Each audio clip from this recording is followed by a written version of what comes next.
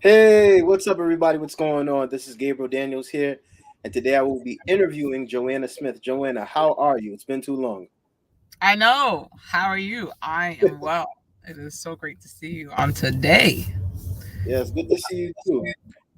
Now, the first question I have to ask you is, where are you from? I'm from the Boogie Down Bronx in New York City. Oh, okay. Nice, nice, nice, nice. Now, when did you start doing music? I started actually playing the piano at the age of 4, and I really enjoyed that section of my life because my piano teacher was not the nicest.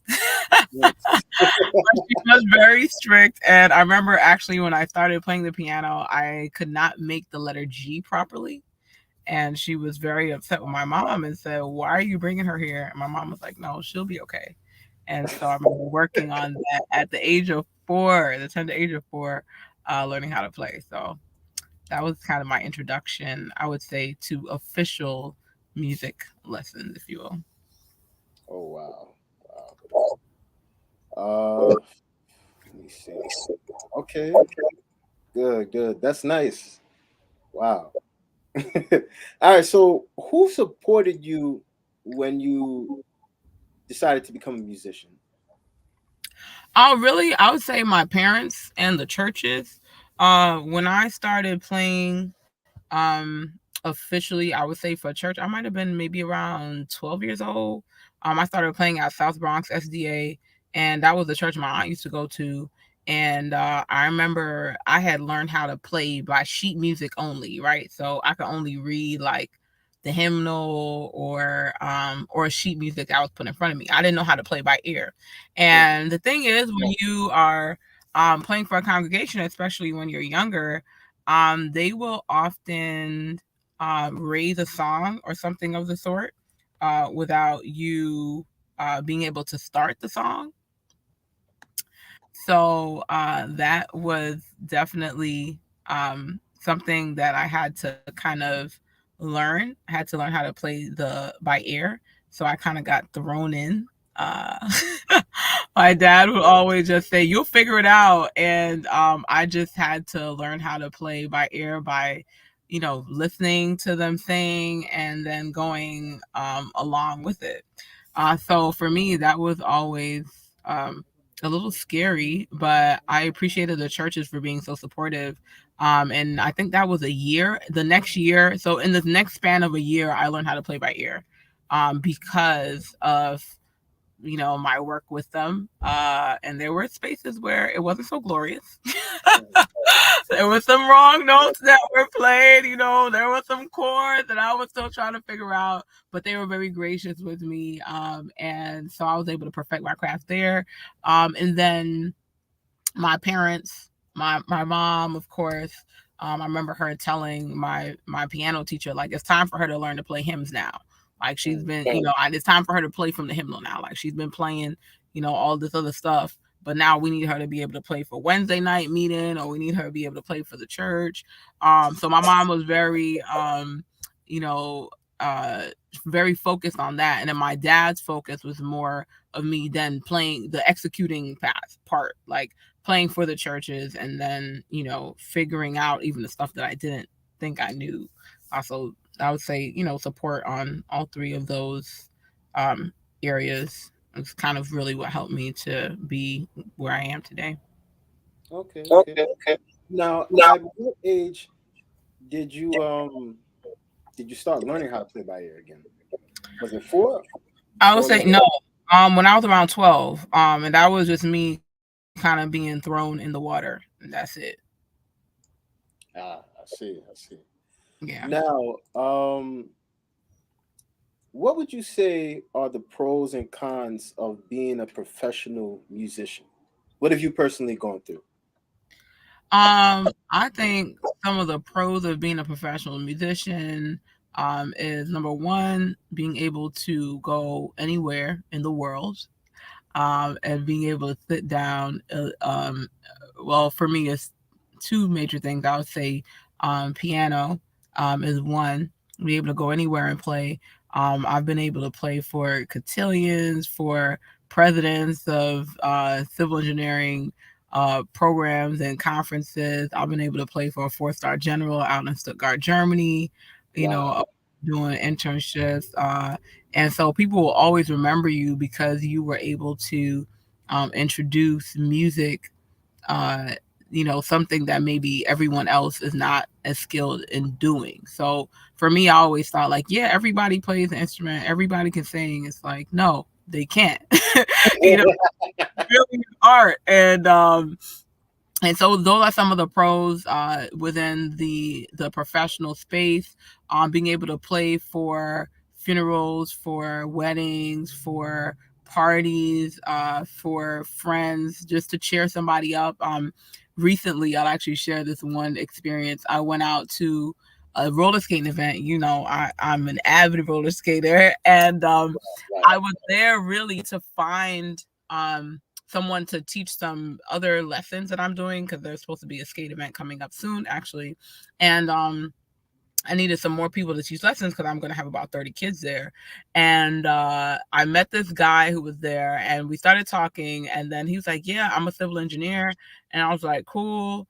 And then I told him that I was civil as well. And long story short, he had a piano at home that his grandfather had bought there. I think it was like 100 years old. And he said that his mother plays, but she works through it, and he plays the entertainer. He says it took him about 5 years to learn it. Anyway, this man asked me, like, my mom is at home, so I was like, all right, cool. He's like, can you come to my house and play my piano because it hasn't been played in years? And that in and of itself was just such a blessing. I know that's really random, but my life kind of flows that power of discernment, so it's cool. But it was just such a blessing to be able to meet somebody literally from connecting with them off of skating now to music to them, to blessing the home. He's like, it would be a blessing. And that was just my connection. And so I'm still really cool, with him and his family up until this day, just on the premise of being able to play. I think the piece I played for them was Fur Elise, and I played, some churchy stuff. But it's always a connector. And I think that is one of the biggest pros about being a professional musician, that you can connect with people around the world through your skill set. And then, of course, the funds. It's always great to make sure that you are being paid well for your skill set. I think that that is very important. One of the cons for that, though, is that sometimes you have to exert a little bit more patience with people because they might feel like because they know you and they see you, on a regular basis, like they can just say, hey, can you come and do this? And then expect that there would not necessarily be any compensation involved. But the Right. reality is, when you're a professional musician, somebody isn't paying you for necessarily that time there. They're really um compensating you based on your skill set and the level of 24 or 25 years that it's taken you to really get to that level, and of course all the investments and all those things. So that, to me, the business side of being a professional musician, and then ensuring that you have somebody else on the other end, like someone in the middle. I think it was one of the Altino brothers. I was watching one of his or reading one of his posts, and he was saying that it's important as a professional musician or Mhm. professional overall to have a mediator, like have somebody in the middle who, instead Right. of, even if it's your mother or your brother or somebody, so when people are coming to you about an event or something like that, you have somebody else to mediate on your behalf. So people take you more seriously. Like, oh, this person has like a middle ground. Like, I can't just, I just can't enter as I would like, Right. and Right. Of usually course. that helps because then you don't necessarily have to get your emotion involved. And I think sometimes as a musician that can be pretty difficult. As a pianist and also as a vocalist, because I'm not going to say that. I was going to use a Bible text, but I'm not going to use that quote because it might be misconstrued. But yeah, when you're in your own space, sometimes people don't appreciate you as much. So sometimes I think the con as well is that sometimes you have to go out to be, um, to be appreciated at the level of that you should be, if you will. Um, so yeah, those are, I think, some pretty cool pros and cons about being a musician and being a vocalist as well. Yeah. Yeah. it's so funny that you say that because I remember there was a time when and I don't want to put anybody on Front Street like this, but I gotta say it, you know. Fire! But SDA churches used to complain about why are our musicians not here? Why is nobody playing? But we hire people from Sunday churches. So Hmm. what is the issue? I remember years ago, and it's funny, the church and I'm playing drums for now, like back when I started playing for them back in like 2013, I I started playing for them. I was probably playing for them for like 4 or 5 months, and then one day they didn't come up to me, but they went to the other musician, and they was like, basically, he's not a member of this church, so we're not going to pay him anymore.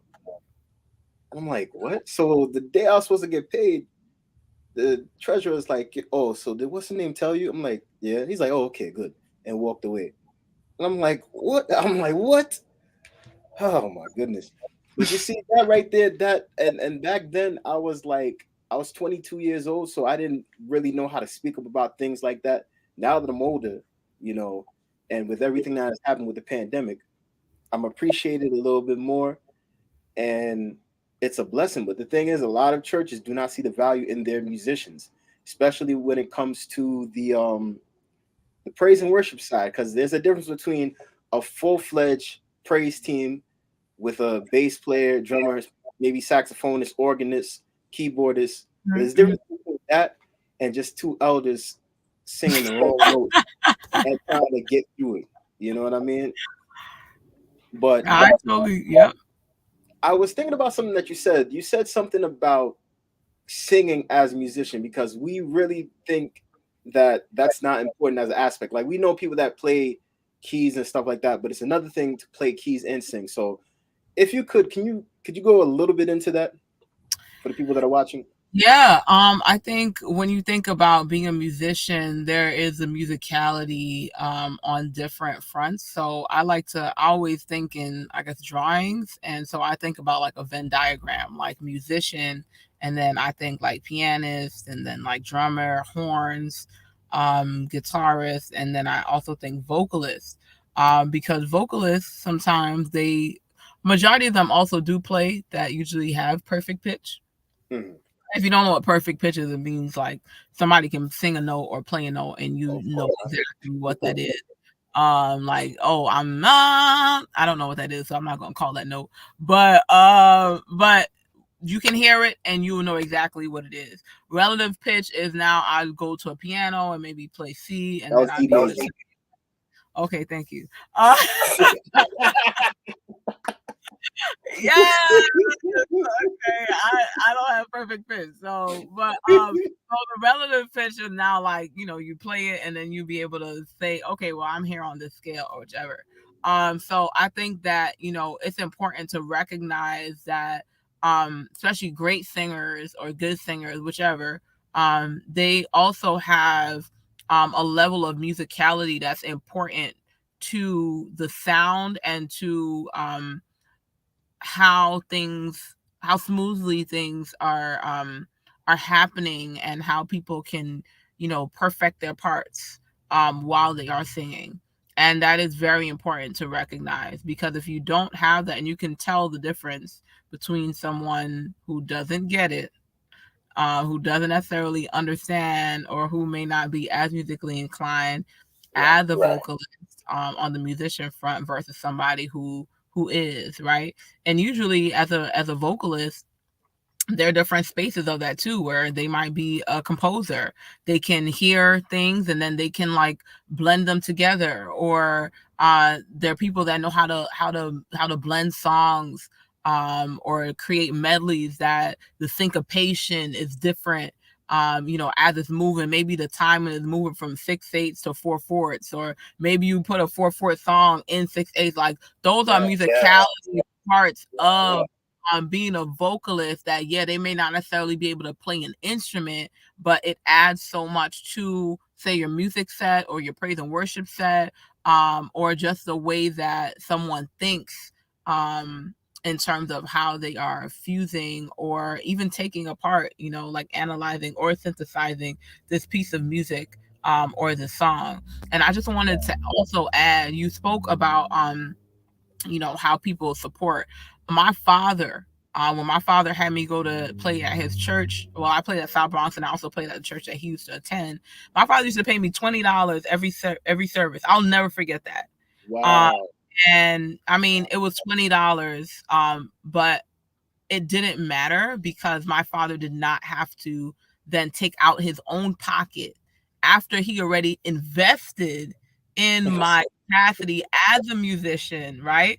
He didn't have to do that, but he was teaching me in that space that your gift does matter. And yes, you are my daughter, but I'm Mm, not going to take advantage of what you have. And yes, you deserve to be compensated for the time and the talent that you've put in as a musician, right? right. I felt like that was such a powerful principle because I was able to save funds from what he gave me. I'll never forget this. I was in high school. I bought my first North Face bag. My North Face bag, North Face was a joke. Okay, you remember that? Like North Face was. I bought my first North Face bag. North Face book bag cost me $125. I will never Woo. forget. And my Oh, dad was like, why? He tried to get me, he's trying to tell me, like, oh, why don't you get this $50 Nike bag? I was like, I don't want that. I'm 23. I'm 31 years old. I still have that backpack until now. And it's still serving me. Do you hear what I said? Off of my father giving me $20 for every Sabbath that I played at his church. right. And now I have my own music school. And now for the people that have worked alongside me that have come through my program, I'm going to make sure they're compensated. For the people say, oh, I need a musician, I'm going to make sure that they line up and that they're also compensated for where they go, you know, and so they can have their own music school and say, oh, this is also profitable. This is something that I can do because I've been invested in, right? And so now you see the ripple effect where now the investment is not, oh, we're not giving them something because, this is for the Lord and we're members, but this is now creating a space of entrepreneurship, Right. leadership, development, and now even creating more musicians for your own church and for other churches in the Northeast or even around the world. Right. And I think that's so Yeah. important, when your parents invest into your dream and not only just, help you with getting lessons, but also paying you as a musician. I mean, that's dope. I don't think I've ever heard of any parent doing Yeah. that, but it's it's amazing the fact that you were able to save money and get exactly what you wanted. And the thing is that you're putting in the hard work. It's not like you were just playing the Right. ground and being like, "Oh, I don't want to take no lessons today." You really went into it, you know. Um, Yeah. So I just wanted to let before I even go there, before you yeah, go to the next question. So if you recognize like being a musician, a lot of time is like a male dominated field, I would say. right. If you go to any churches or whatever, the band, like if I was to, I have to intentionally say I'm gonna create an all girls band, right? Mm, I mean, I used to play at a church, out in Maryland, a few churches in Maryland, and I remember like men used to come up to me and be like, "What can you do? What can you do? Let me hear something." And I'm just like, "Y'all would have never done that." You know what I'm saying? So like it's also like a heavily male dominated like space it to be is. in. And it also just built that courage for me, as not only a musician but also as an engineer, to be like, yeah, like I could do this. This is cool. This is not a male oriented thing. This is just, do you have the capacity to be forthright and to be courageous and to move forward and to have that resiliency regardless of where you feel like you are, to just be able to have a growth mindset as well. Right, right.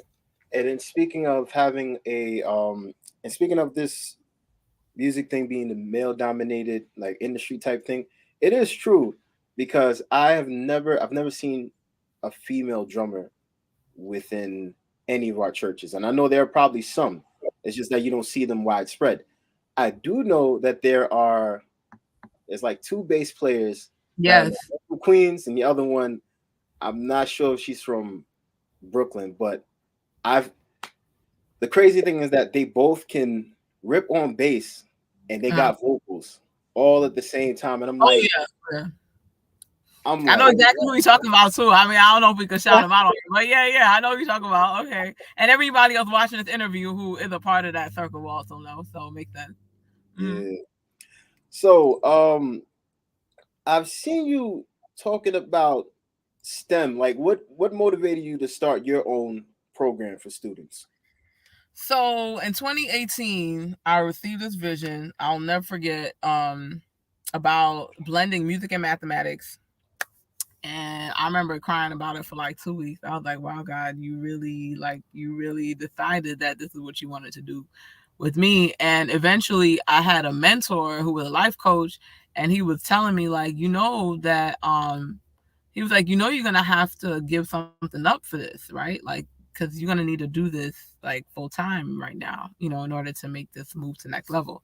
And I was really reluctant and kind of upset. I was like, God, you are like, I got a pretty good job, it's a pretty good company, I'm moving up the ranks. But I did tell God that every 5 years I wanted to change my job. So, Right. we get down to 2018. I know I got this vision. I'm like, all right, bet I have 2 more years. And so in 2020, especially, there were many triggers that kind of move this, push us along.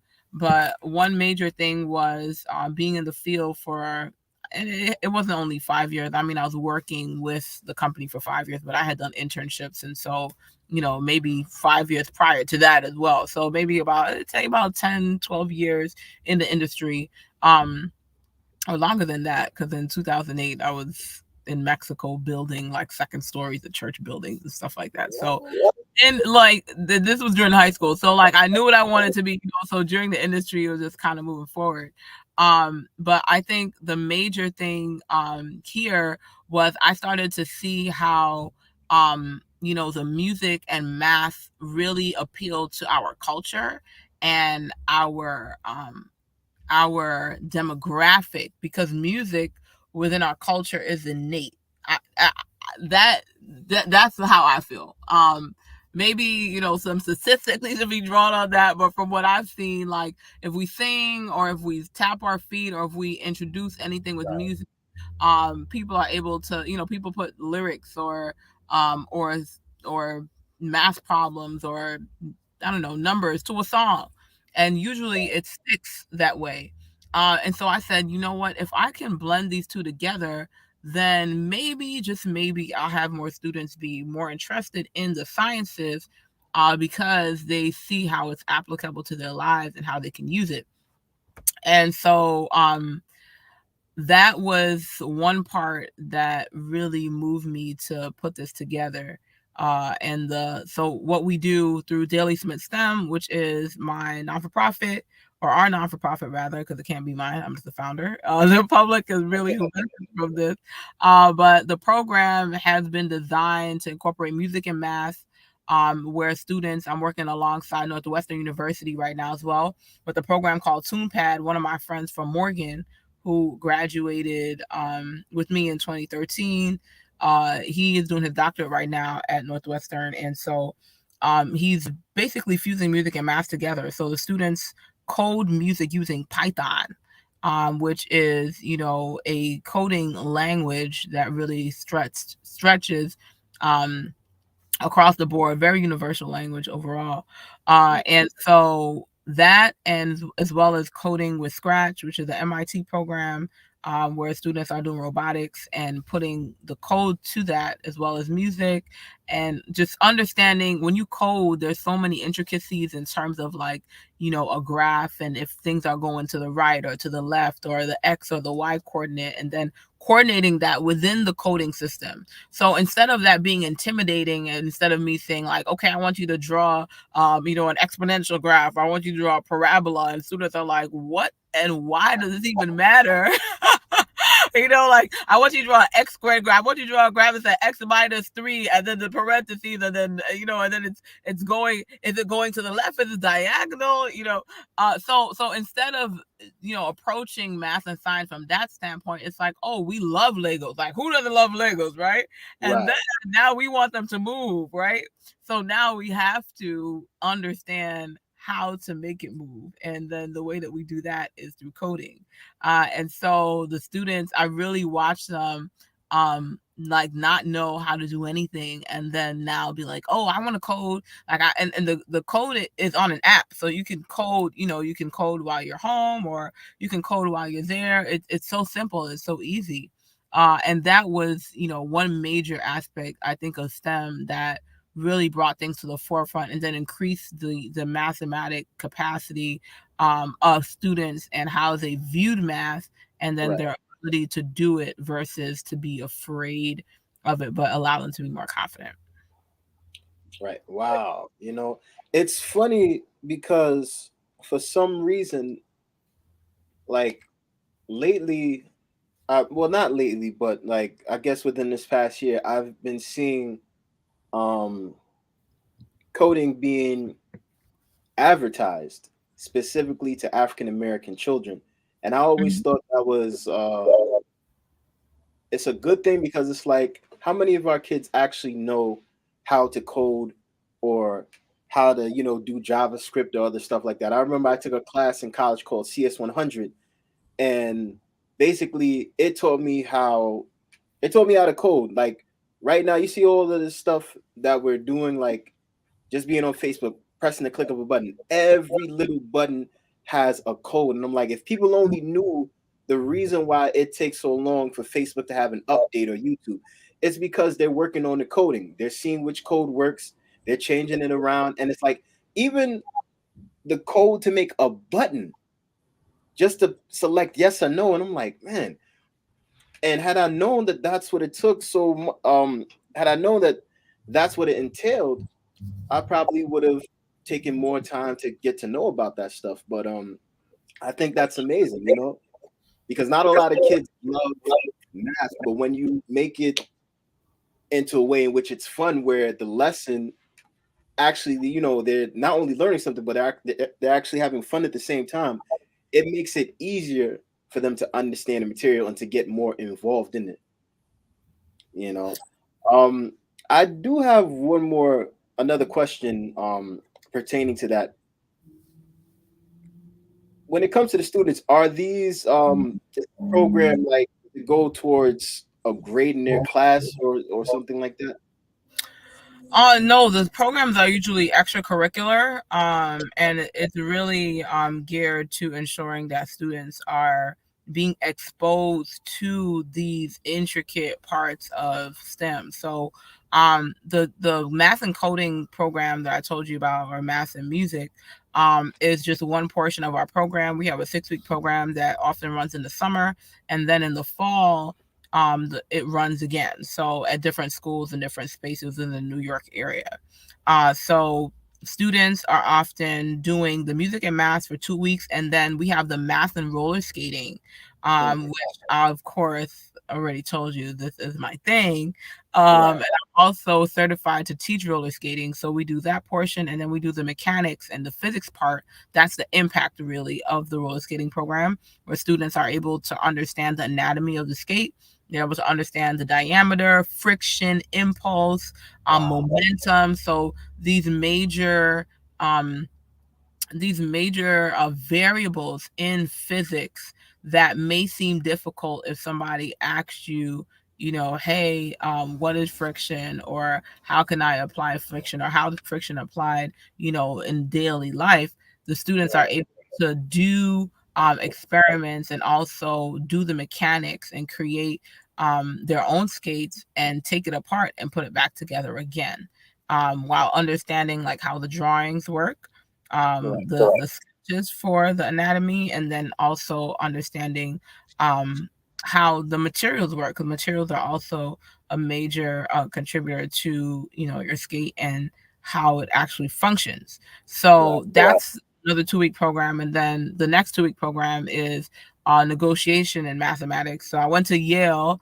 for a program to be certified to be able to teach negotiation, and we start off with like emotional intelligence, what is my value, all of those major things, so that students understand what they're leveraging to their client, or to a customer, and why they should now be able to charge or receive compensation in whichever way they decide, because they've understood their value, they've understood the dynamics and the intricacies of what it is to provide, or what it takes rather to provide their product.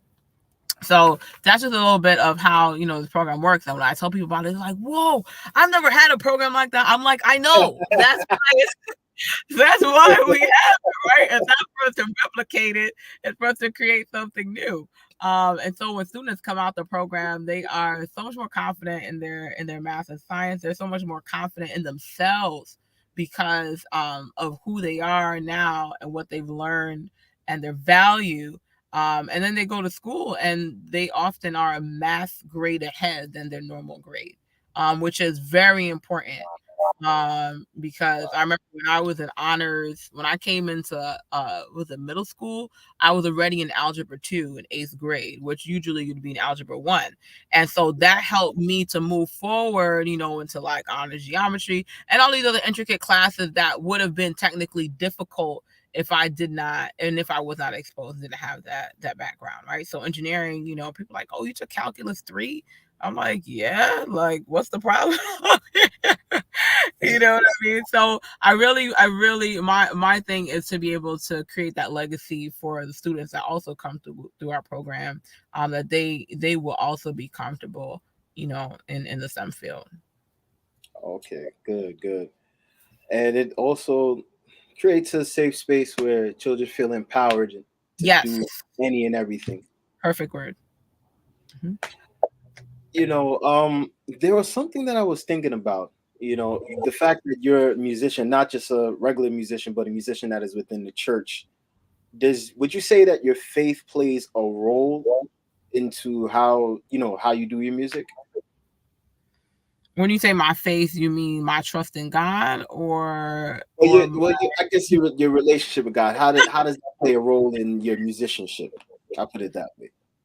that is such a great question. I think that the choosing of the music has a lot to do with how you.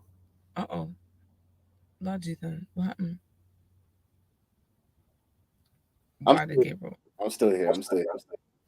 Okay, I just sorry. have to fix something real quick. Sorry about that. Go ahead. Okay, cool. So I think that your my relationship with God has a lot to do with how I select the songs that I'm working through. I am often communicating with him about what I need to, do for the service that I'm working with, or the people that I'm serving. And so that's very important. I also think that just understanding um the atmosphere of the church, in terms of like where it is before you enter, Right. because there are a lot of intricacies that can help, or act as some type of hindrance to the shift of the atmosphere for worship. Right. And I think, when somebody says, "Hey, I want you to lead worship here," I'm always asking, like, what's the space like? How are the members? Are they okay with each other? um are there discrepancies that may be happening? And I may not necessarily use those terminologies, but Right. you find out, you hear, and they're like, oh, this is happening. And then there's usually like churches, I think, have timelines. There's spaces where music is like going through the roof, and then there's spaces when it's not. Right. And I always laugh with God, because I'm like, why you always put me in these spaces? Or I feel like I'm like, can I have a space where everything is just moving and thriving all the time? I feel Yeah. like he's just like, I need you to come in and let these dry bones live again. Like, come through. I'm like, as soon as something gets good, it's like, okay, well, now we need to move on to something else, and we need to let the dry bones live again. And um that's definitely, I think, a call into especially in my faith journey, where sometimes I just want the easy way or the easy road. And it really does take a lot when you go to a church or an area that is deprived of music. Right. And you now need to, with the help of God and with him telling you what to do, you need to revive that. Right. So usually my energy acts as um you know, I guess the space where things can start to flow more on a social level, which I think is very important. I think sometimes as a musician and when we speak about our faith, and all of those things, sometimes we can spiritualize everything. Right. And the social part, no, really. So the social, I remember I was reading this book. What is it called? It was like, it's like 40 days of fasting. I don't know. I don't remember the author's name, but I know it's a prayer and fasting book that's usually used. And I remember I think they got 40 days, and then like each one has a lesson. And I never forget that book talking about how Christ was like with his disciples and they were his friends. Like he used to chill with them not only on Saturday, like Monday, Tuesday, Wednesday, you know, he had his time to pray or whichever. But there was this social aspect of unity that was very important and imperative to the ministry. And sometimes I think that you know, sometimes we have forgotten about that. Right. And so we come on Sabbath, or we calling somebody up on Friday night, or on a Wednesday who we haven't spoken to all week, or maybe don't even really care to talk to them, to say, hey, can you come and minister? You know, and so that's the one thing I think on my faith journey that God has also showed me, being able to socialize and be able to share the foundation of our faith and also our regular and daily lives together, so Right. that we can really create those bonds, so that when we are worshiping together, and when we are setting the atmosphere, and when we are breaking yokes, or when we are able to mend things through God and through our faith and through his word, we are not doing so on a superficial level, right?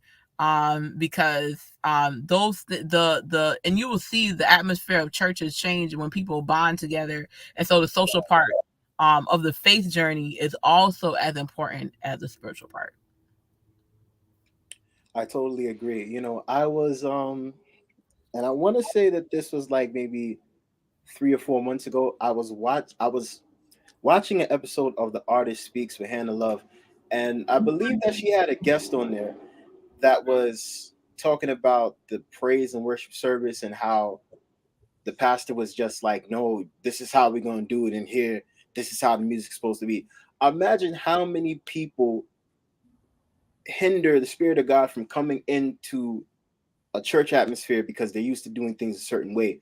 And then you Mm, don't even give the praise mm, team leader the chance to fully allow the spirit of God to come in and usher the spirit of God. I mean, it's so important. I don't think we value praise team leaders that much. And I say that because every time when somebody comes in and brings in something new, all of a sudden we're like, oh, well, we did things the old way. Why we got to change it? I remember back in 2001, and this was when praise teams weren't a thing in our churches. Sunday churches they've been doing them for decades, but I remember in my church, I think in Queens, we had one of the first praise teams, and we did it for about 2 years. But the elderly people they were complaining, oh, why are we singing this? Like, let me tell you something. We were printing out lyric sheets in the bulletin every week, mm, and we ended up getting rid of it the praise team after 2 years, and then we just had regular singing hymns, and that's it. And then by 2005, we started implementing these things back in. People don't realize, like, if you want to shift the atmosphere, you got to let some new people come in. You got to let the younger generation do their thing. But what happens is that once again, and we keep going through this, and we're going to continue to go through this.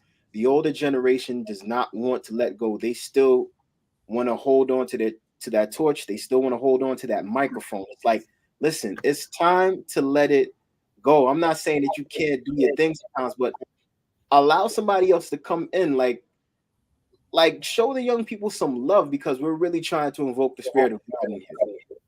and I hear that. What I think is important is the blending of the younger and the older. Right. So and I think that that goes right back to the point of the social aspects of our churches and our spaces outside of Sabbath, right?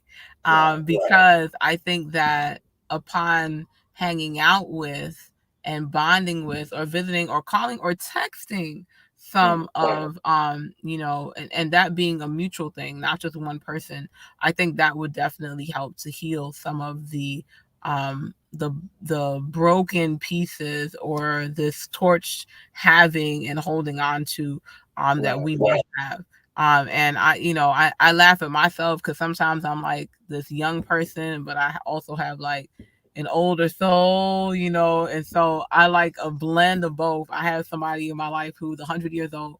I call her grandma and I call her granny. She's in Maryland and she's so close to me, but she just speaks to, all the internal things that I may not necessarily know of, and I spend some good time with her, when I can. And so I think as a younger person and as an older person, it's important um, to have that bond between, both of those generations so that we can all grow together and not in like fragments. Does that make sense?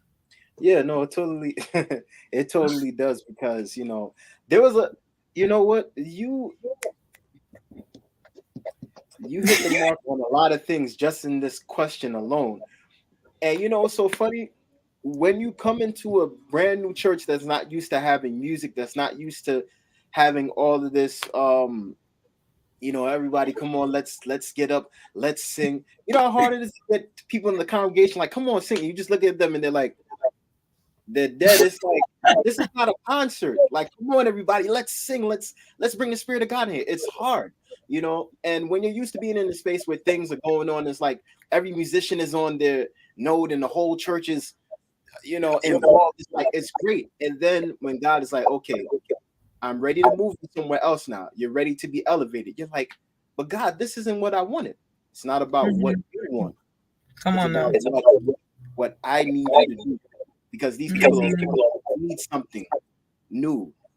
They're they need to feel my anointing. So come on in here and do something. I'll guide you. I'll lead you, but you have to be willing to put in the work. And I feel like once you begin to do that, you'll start to see so many changes. Like people that came in that were broken, that were hurt, that had nothing to live for. Now every Sabbath they're coming to church or every weekend, and it's like there's a smile on their face. They are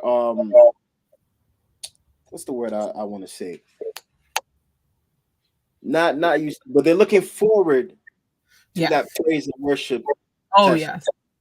Oh You yes. know, Oh at yes. my home church, like I remember one time, I think praise and worship was like I want to say 20 minutes, and I think that was probably because of Hymn Fest, but it's important. People don't understand how important praise and worship is. Like, I'm not gonna lie to you, we grew up with the hymns and stuff like that, and all that was good and playing of the organ. The only time I probably used to hear the piano as a child was when the youth choir was coming up to sing.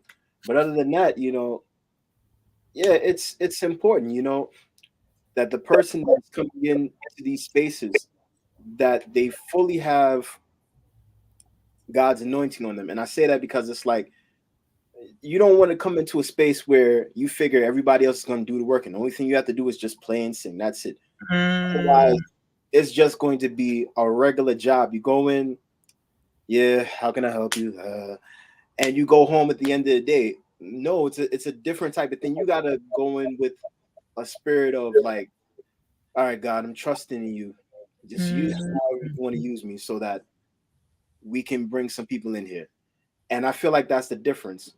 You mm, know, not all musicians will be as honest and talk about that aspect, but it's the truth, and it's something that needs to be discussed so that we can learn about the mistakes that we're doing and how we can stop doing those mistakes and actually implement something and be like, you know what?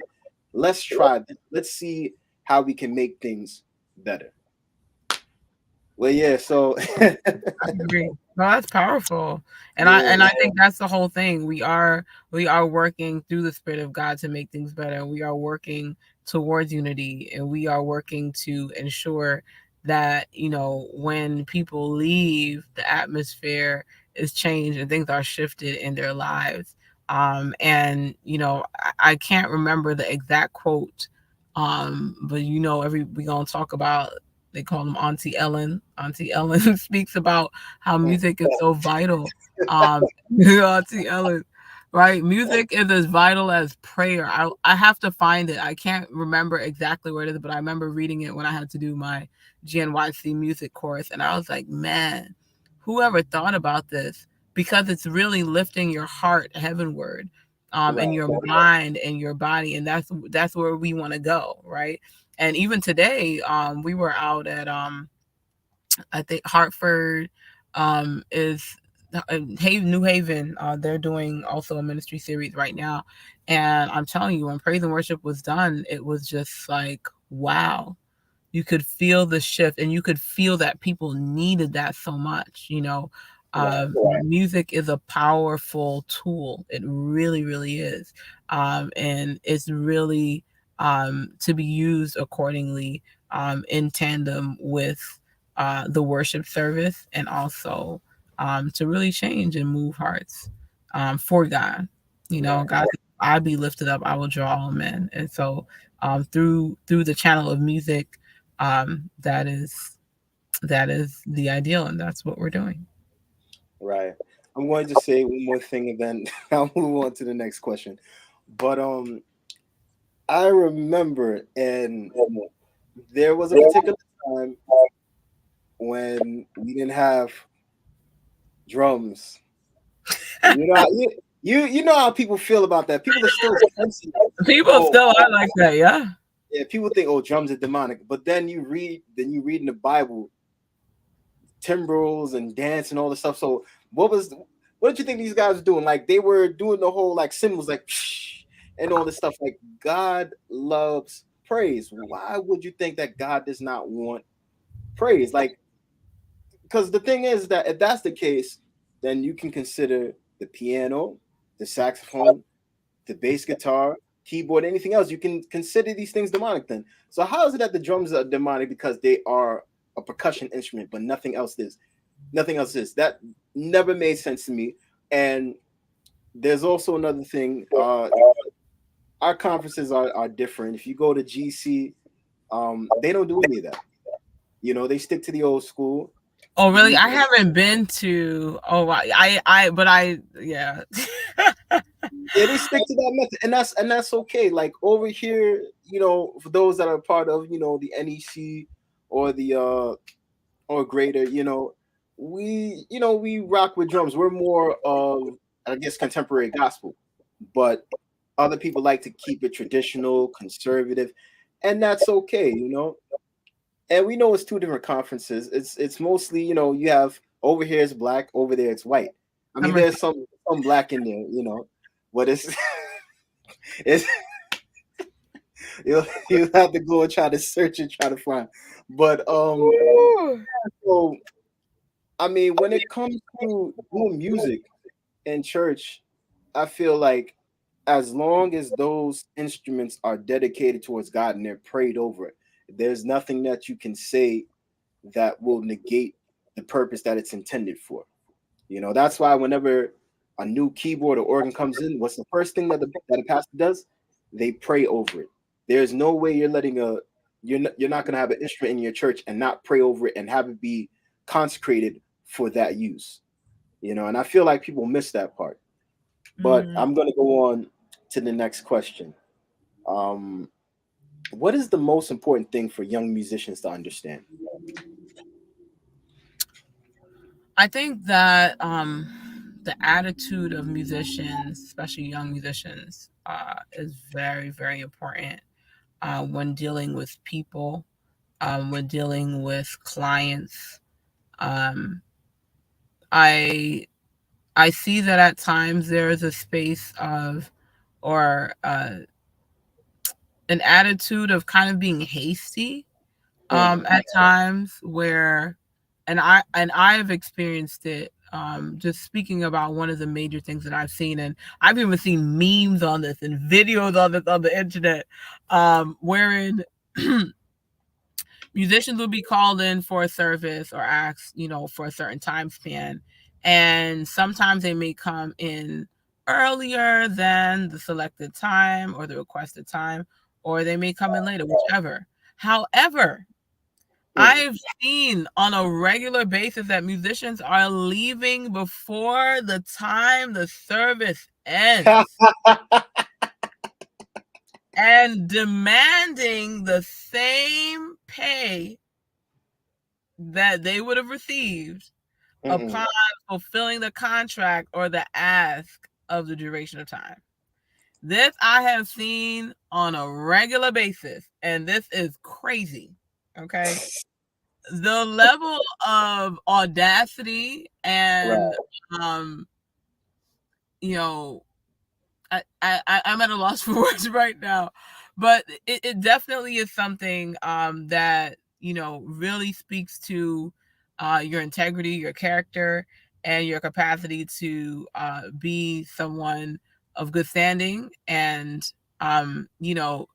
at times you can be the greatest musician, but because of that behavior and because of the attitude and the lack of integrity, people may not want to use you again. And I mean, right, as being, I'd say, like, someone in this field for a long duration of time, I've dealt with people where I'm just like, okay, like, you could be the next Stevie Wonder. We don't want you here because right, your approach to service, or your approach to allowing us to recognize what your value is not something that is in line with our values.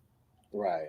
So Ex- I think that your attitude, always come in. I don't want to say in a spirit of humility, I'm not, but you know, Yeah.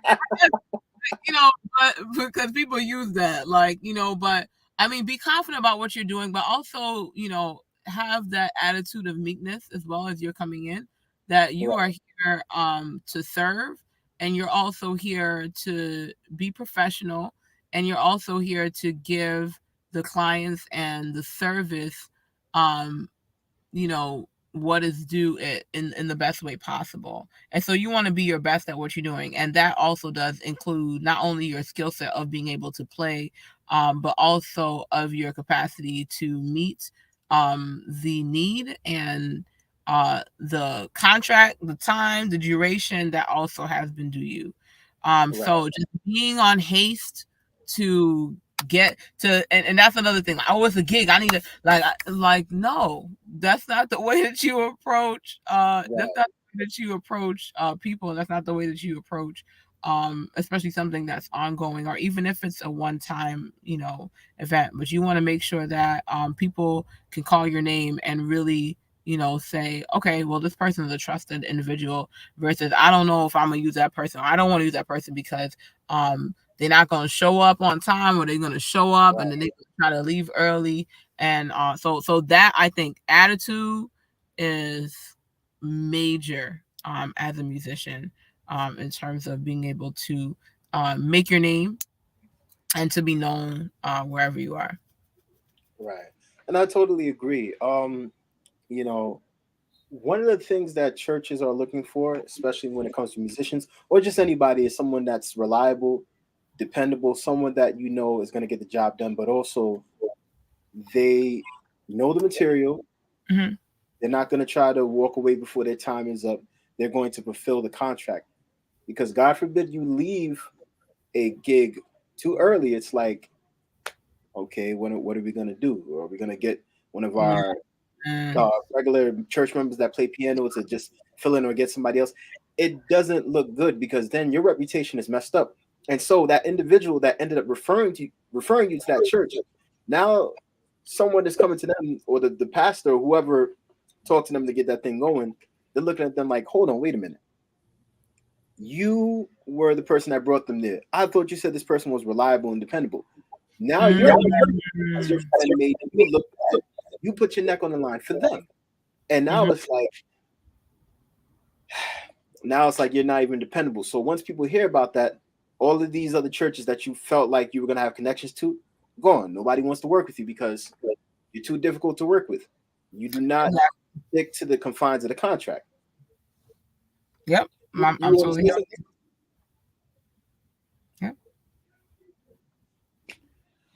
Yeah. All right. So, sorry. Mhm. Um. All right. So number eight. The next question. I'm actually going to leave it out because you answered that for me earlier Okay.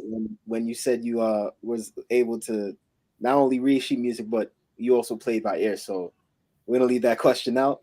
The next question that I want to ask is this: um, How would you describe your musical style? Ooh, I think my musical style is more jazzy, like jazz gospel. Yeah, I think that's it.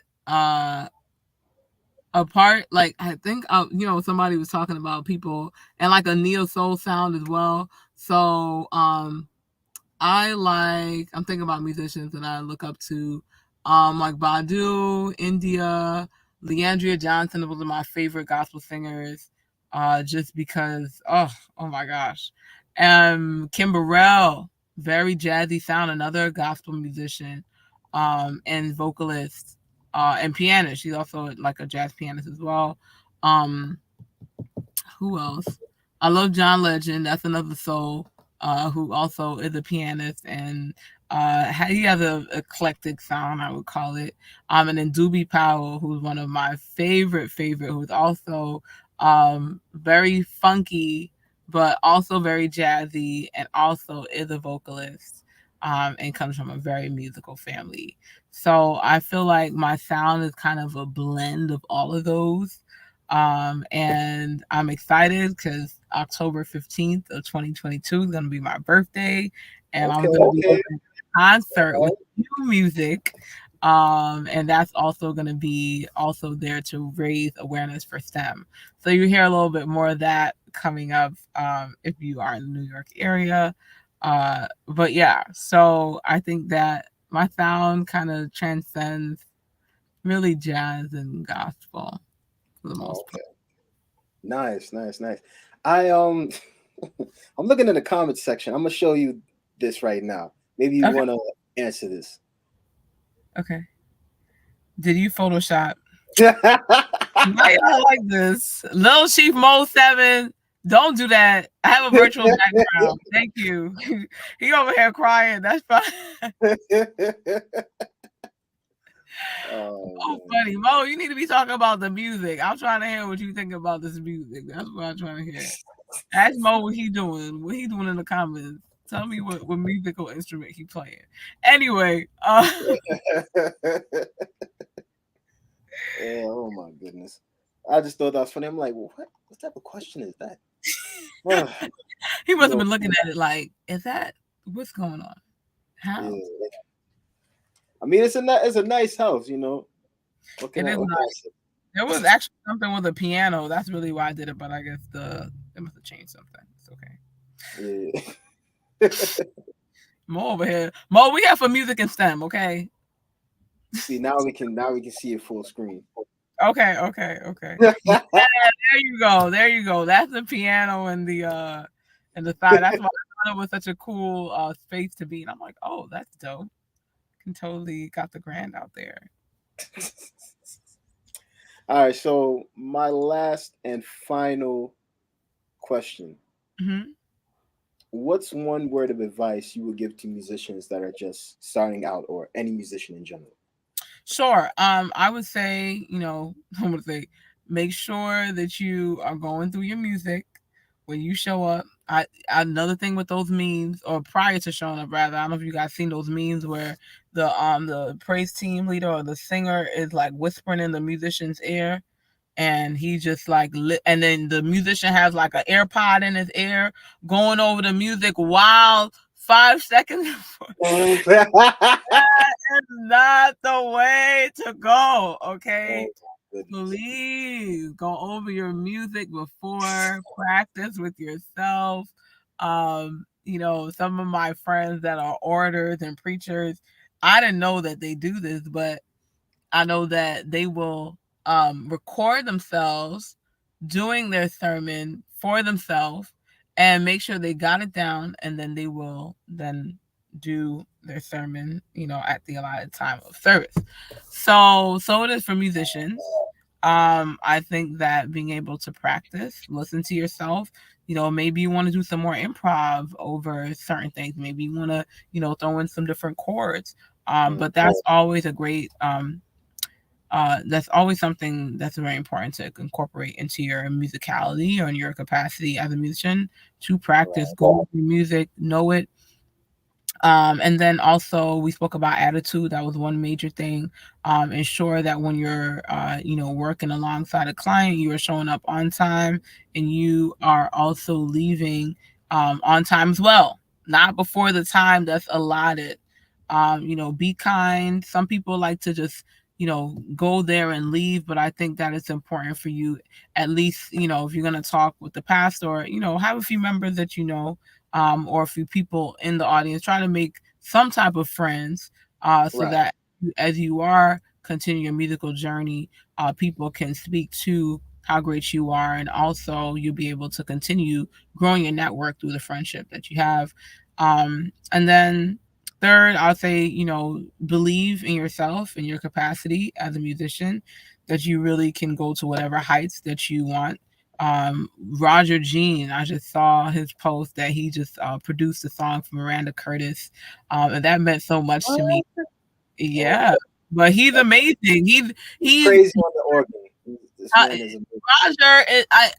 I've seen no one like him. Okay, I've seen, and it's funny because I found out about him when through COVID he was actually like thought that he wasn't gonna live, and he created a song. Um, dang. What is the name of the song? It said something about like I'm gonna live to see whatever it is. And I remember I put my skates on and I just went to work on the song. And I put a lot. I think it was August. It was April of 2020. I'll never forget. But that like really, my friend was like, "You don't know Roger," but that meant a lot to me because I know that all those things I just mentioned to you, like. And now I'm just like, maybe I should, I was thinking what I just mentioned about, the attitude that you have, that people can vouch for you, and you have your network, your Right. capacity of believing in yourself as a musician, and then your ability to ensure that your attitude, is right, and that you're going over your music. These are major things that, I mean, now this guy, the productions that he's put on has just been phenomenal. And so these are the things, that allow you to. I remember in Psalms when God is telling David, like, I will put you before kings, I'll put you before counselors, I'll put you before people who are ruling over, the major affairs. Like, these are the things that allow you to move forward in that space, right? And then, of course, lastly, I'll say point the next point is really make sure that you have some mentors, have some people in the industry that you look up to. Sometimes you have to, I'd say you have to invest, well, usually you do have to invest overall. Of course. And so there might be some people who are your coaches. You might need some trainers in the area that you're in order to continue to grow. So if there's somebody that you really admire, try to see how you can work with them, try to see how you can be a part of, whatever they're a part of and what they're doing. Being in the Maryland area, I went to Morgan State, I went to Johns Hopkins. I saw a lot of musicians that really just continue to rise to greatness. So they're playing with like Ty Tribbett, they're playing Right. with Johnny, like all these great people who have won Grammys and awards and so on and so forth. And it's because of their capacity to believe in themselves, to trust God as they move forward in their journey, their attitude towards their music, and them knowing their music when they come on board. Right. And so these things will just continue to catapult you, and ensure that your faith, never let your faith journey be put on the back burner. It is always imperative. And I mean, our faith journeys are not always a straight line. Sometimes they look like those little circles that are like blocked out, and you're like, "Whoa, where am I going with this?" Right. But I think as a musician, especially when you're choosing songs or learning songs, you have to learn the lyrics. It's really a space to worship, and to just continue to praise God and even lament and talk to Him about where you want to be and why you're not there. But it's definitely a journey to be on and to continue on, as we continue to move through this sanctification process. Right. Um, so those are I feel like that was like 5 points. It's all the, good. It's all good. the pointer that I have advice wise for musicians, old and new, right? Right. Right. Yeah. So I want to share that. Yeah. Oh man, this has been an amazing hour. Once again, I want to thank my guest Joanna Smith Woo, woo. for joining us. I mean, if you guys missed this, I mean, you missed a lot. Obviously, you'll be able to watch the playback, but there's nothing like watching it live right here. Human is a live wire, an encyclopedia of knowledge, especially when it comes to music, to STEM. For those of you that are listening right now, when you watch this at home, please listen to the STEM part of this interview. It's very, very important because a lot of you have kids out there, they don't know what they want to do in their life right now. They might be young, junior high, high school. Maybe them doing STEM might actually be a gateway or pathway to them figuring out their career in science and mathematics. You never know. So please. And also, um, if you could give me a link to your program so I Sure. can share it with people because I think this is something that's very informative and they would, love to have their kids be a part of it. Oh, for sure. I will also include that in the bio as well. When I send that. But just for those listening, the website is Daily Smith SMITH Inc.com. Okay, that's DALEYSMITHINC.com. All right, and you can find all our programs, our music. Thank you, music and math. Thank you, G Man Cool 23. um, um, our STEM program, our music and math program, our piano, vocal, like every lesson that you need is currently on there as well. And of course, our upcoming events. So look out for those as we do have back to school coming up. We have some really great and amazing things coming down the pipe that we look forward to sharing with you all. Yeah, most definitely. By the way, that um for some reason when I typed that in, that was my YouTube channel that came up. So that's actually that's actually my channel. That's one of my YouTube channels. But you see, because look, it did it with this one also. So just in case you guys missed it, it is dailysmithinc.com. Once again, Mhm. Joanna, it's been a pleasure. All right, guys, thank you for watching. This is the first time that I have done an interview over three, about three different platforms. So, Ooh. you know what I mean? You guys know most of the time I do Zoom and then I upload it, but no, tonight had to be right. So this is all live. Hey, I love it. And from now on, all the rest of the interviews that I'll be doing, StreamYard. So the next interview, I don't know when it's gonna be, and I have to I have to set it up. But I do have a special program that's coming up on September 10th.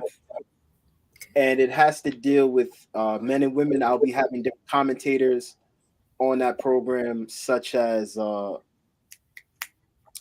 Caroline BA and Carlin's Bien-Ami. So make sure you guys tune in for that. I will give you the link when the time comes. All right, you guys take care. Have a good night, everybody. Bye. Thank you for having me. Thank you for joining me. All right.